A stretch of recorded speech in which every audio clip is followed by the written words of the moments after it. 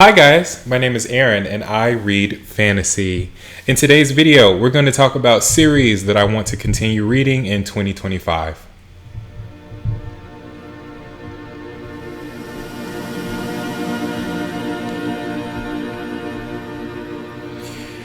Okay, on top of all of the series that I want to read in 2025, the new series that I want to break into, I have a bunch of series that I'm in the middle of and I have to continue, especially those series where I didn't really feel or understand the first book. And today we're going to talk about a couple of those, starting with the Greenbone Saga.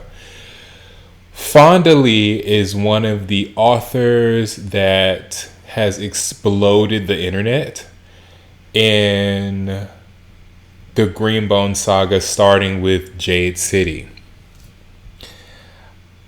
I've said before, Jade City was not what I was expecting. Jade City is a mafia, soft magic system, more leaning Peaky Blinders than it is leaning Lord of the Rings to me. I was looking for epic fantasy. And because this series is in this category, I thought I would be reading something like a Brandon Sanderson or a Robert Jordan or a Robin Hobb. I wanted it to be so much more epic than it was. Now I hear that in book 2, Jade War, there is a little bit more of what I'm expecting, but now I have goggles on, shall we say, that I'm not looking to read a Stormlight archive. I'm looking to read Fonda Lee. And maybe if the book was not so hyped, then I could have gone into it with a fresh take and taken it for what it was and not have any expectations of it being caviar. And it was Lay's chips. The next series that I'm going to continue on reading is the Red Rising Series. By January, because it's December at the time of recording this video, I should be starting book number 4. So book number 4, we're out of the original trilogy of books and we're jumping into something else. That something else I'm not entirely sure of because I am about 50% of the way done with book number 3, Morning Star, and I am immersed. This is something that I cannot put down. Pierce Brown's writing is something that it's really quite difficult for me to explain this because I think I'm going to say this every time I talk about Pierce Brown and the Red Rising series. I am not a fantasy reader.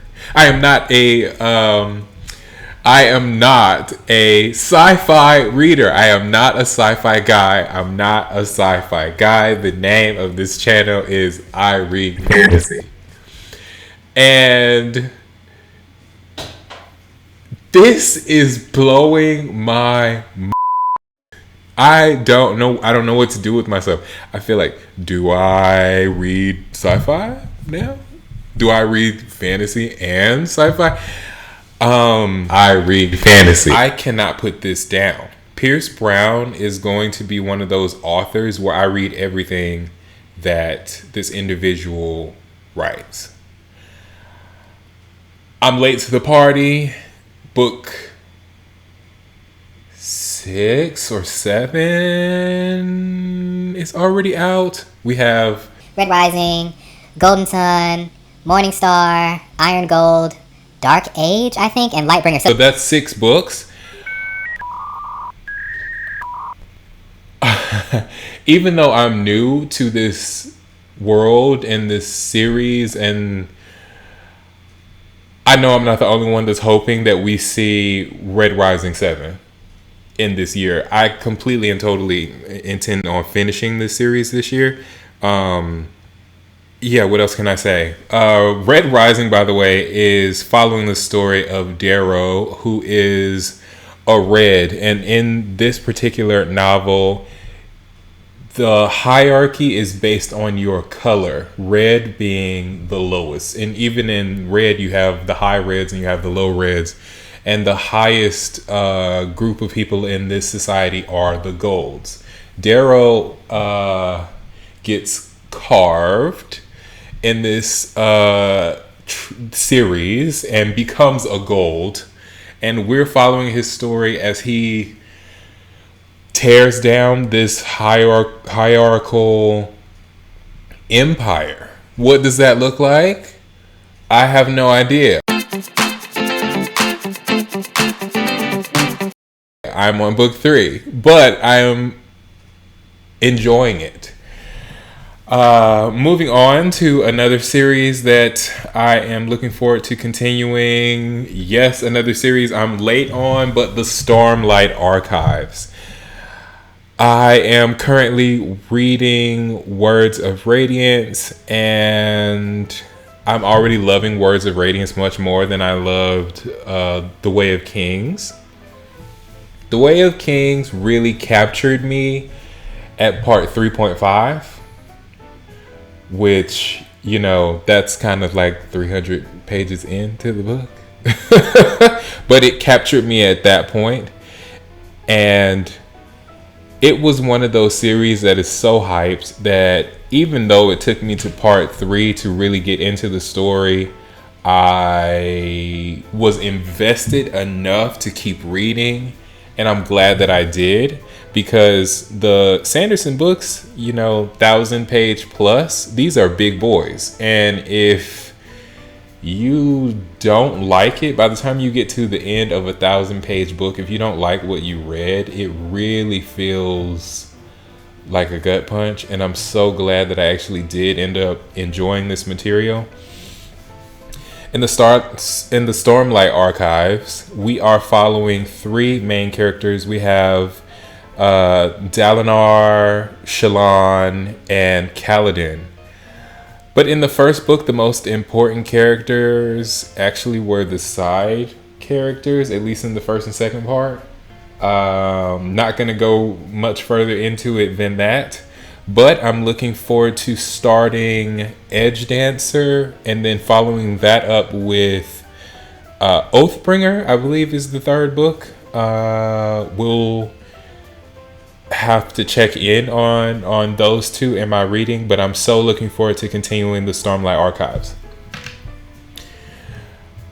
Definitely planned for my continued reading next year.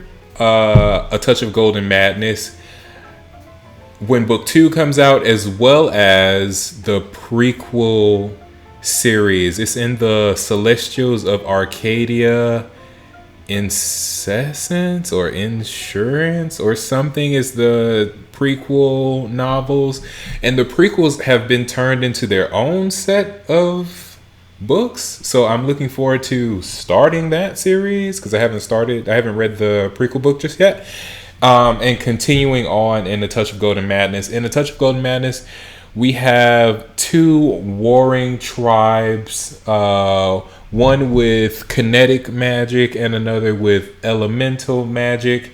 And we're following the story of our female main character who has kinetic magic, and our male main character, this is who has elemental magic. This is a enemies to lovers storyline, and it is my favorite trope. I'm supposed to kill you, and you know, as this trope goes, our female main character does not kill our male main character, and we're following their journey. The ending of A Touch of Golden Madness, to me, it almost felt like a standalone. the ending, except for the big cliffhanger at the end. It's like, yes, there's going to be a book number 2. But when the prequel series came and was released, that first book pretty much right after A Touch of Golden Madness, it made me think,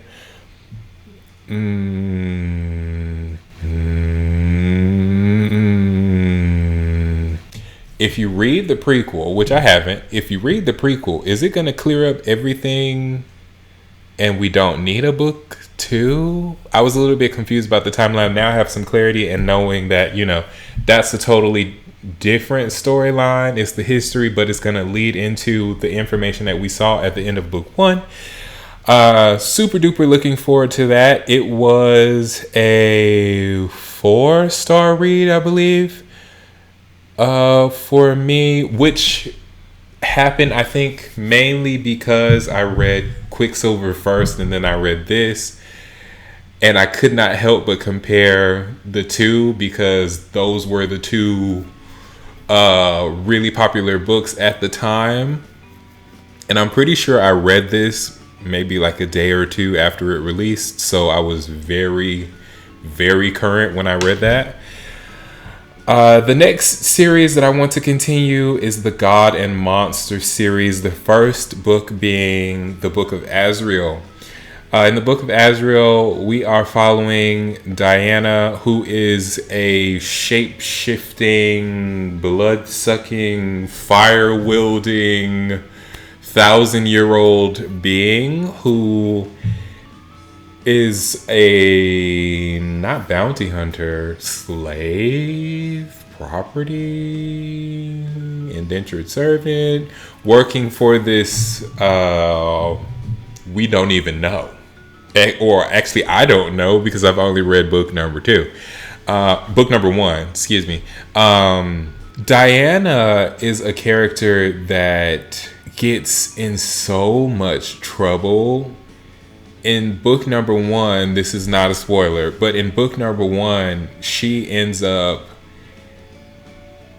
fighting the quintessential good guys and kills someone who is close to a god. And in the world that Diana lives on, they don't necessarily even believe in the gods, or at least not everyone does. Diana certainly does not, but when she kills this individual and a god shows up, and not only a god, but the god, the king of the gods shows up, things start to change really quickly in the story. Book 1, the Book of Azrael, I picked this up because Rachel from Raven Haired Reader has been recommending this for a year, maybe even a little bit more than that, and I really trust her recommendations, so I was happy to pick this up, and it did not disappoint. It was a 4-star read for me. Definitely enough for me to move on to book number 2. And I'm thinking about these characters, and they're not necessarily old in my mind, but they're not fresh either. Book number 1, I almost felt like book number 1 was being a little bit rushed in a way, but not at the same time. I feel like I got a lot of information and not a lot of information at the same time, which, when writing like that happens and it feels like there's a rush or a dash to the end of the book, I always feel a bit confused, like what just happened, and I feel like I need to watch like a who done it and why video explaining like what I just read. But either way, I'm looking forward to reading book number 2, Powerless by Lauren Roberts. I loved Powerless, book number 1. I loved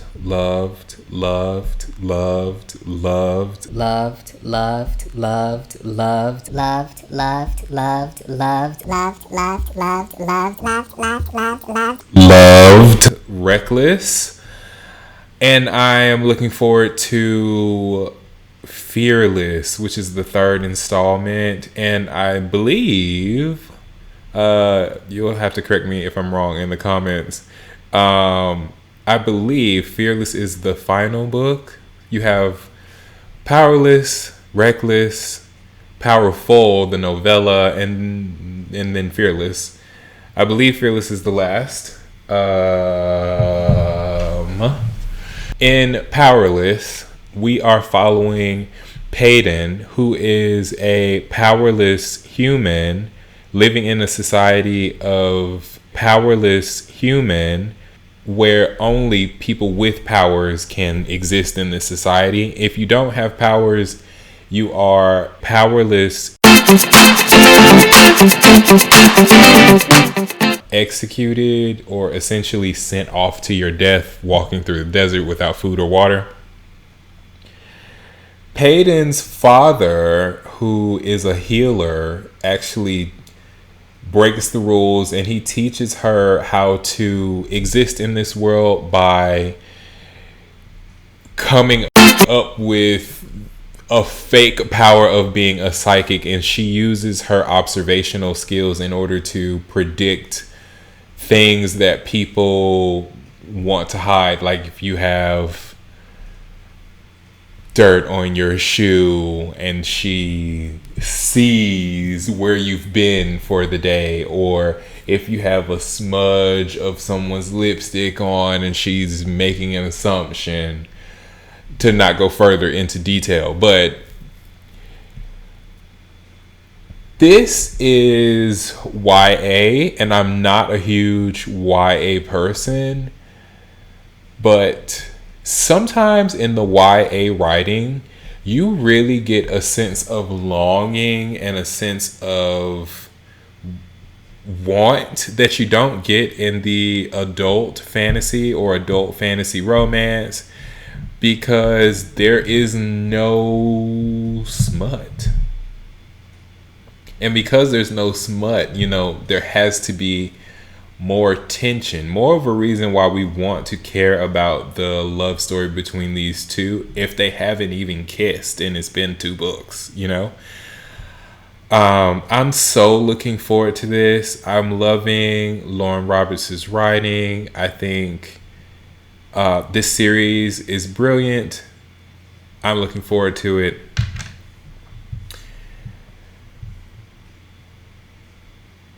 The next book that I am interested in, cautiously looking forward to, is book number 2 in the Moonfall series.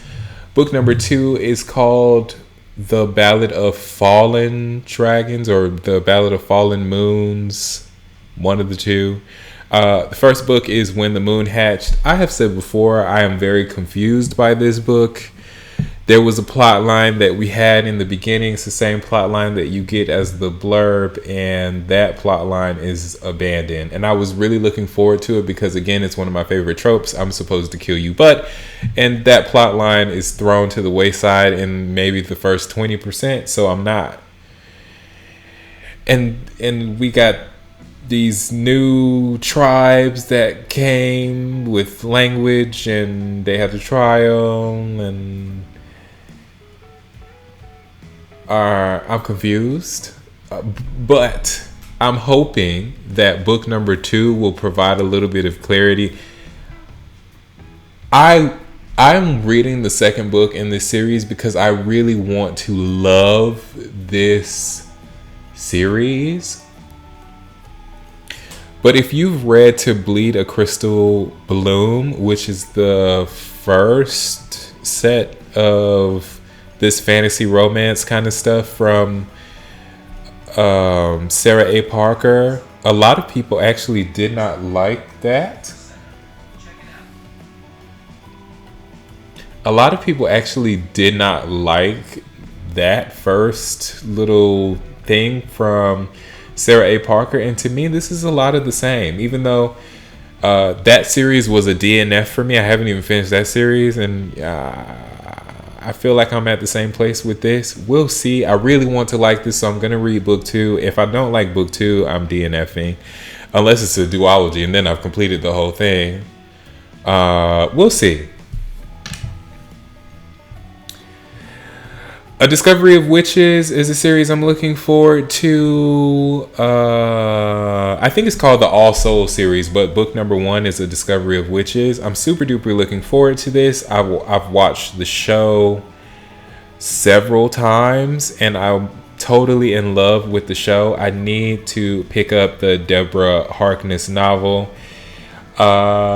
In Discovery of Witches, we are following Diana Bishop, who discovers a manuscript in the Bodleian Library that is actually a book of spells, the book of spells that tells the story of vampires, witches, and demons. And because she finds this manuscript that vampires, witches, and demons have been looking for hundreds of years, she becomes a target. Diana is a witch who refuses to practice magic. And because she refuses to practice magic and she has found this manuscript, really a spell book, she is totally in danger. I am in danger. And our male MC, who is a vampire, sees her, and the initial intent is maybe malicious, but he finds himself maybe falling for Diana. And I'm really, really curious what's written on the page and how good the Sundance adaptation actually was to the source material. The next series that I'm looking forward to continuing is the Teachers in Love series by M.A. Wardell. I love M.A. Wardell. I will read anything that he writes. This is mmromance, an interracial couple, a bisexual coming out story. This is self-acceptance. This is emotional trauma being exposed, being dealt with in a healthy way. This is a love story. This is passion. This is beautiful smut. I don't even think smut is not the proper word for this. This is beautiful, passionate, romantic encounters on the page, and this is a story that felt really close to me. I love this. The book coming out in 2025, in February, I believe it is Husband of the Year. Book number 1 was Teacher of the Year, following Marvin and Alan, our original couple, the interracial couple. Husband of the Year is the continuation of their love story. They are getting married in this book. I mean, that's what the title says anyway. So looking forward to this. The last series that I'm looking forward to is the Lightlark Series. We got the 3rd book in November, and I have yet to pick up Skyshade. I am almost scratching my balls out about the fact that I have not picked up Skyshade yet, but I'm so ready for this series. I really want to know, everyone wants to know what is happening with this love triangle. If you don't know, Lightlark, the first book in the series, follows our female MC who is competing in a tournament that happens every 100 years. In order to break a curse that is placed on her kingdom and the 5 other kingdoms in the series. I think it's only 5. Every 100 years, the rulers of these various kingdoms have to come and try to break the curse. And we are following that story. In this storyline of them trying to break this curse, our female MC finds not 1, but 2 men. One of them is quite obvious, you know. The male MC, or is he the MC? The male love interest, you know, the one that's tan with dark hair, like how they always are. He's quite obvious, one of the love interests. And then we have another love interest that is it a love interest? Is it not a love interest? And are we really convinced that this is a love triangle? The one that's obviously not the one that she picks. Or does she pick this one? We never know. I mean, this is the blonde one. The blonde one never gets picked. But maybe the blonde one gets picked. And, but I'm looking forward to reading Skyshade. The ending of book number 2, my jaw was dropped. The ending of book 1, okay, nice. Great. Book 2, whoa. We need to see what happens. We need to see how this continues. We want more. We want a resolution. We do, because the love triangle has been going on since book 1, and this is book 3. So please, in book 3, please don't disappoint. We want the resolution. That is the conclusion of my video, guys. Thank you so much for watching. Please like, comment, and subscribe, and I'll see you next time. Bye.